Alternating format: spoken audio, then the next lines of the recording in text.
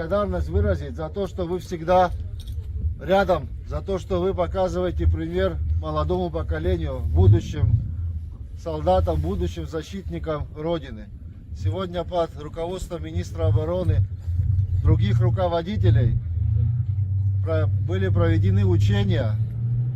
О самих результатах, наверное, еще рано говорить, но уже предварительно можно сказать, что достаточно высоко давали оценку в ходе проведения этих мероприятий. Поэтому еще раз поздравляю. Боевой дух, который у вас есть, я убежден, что он останется навсегда вместе с вами.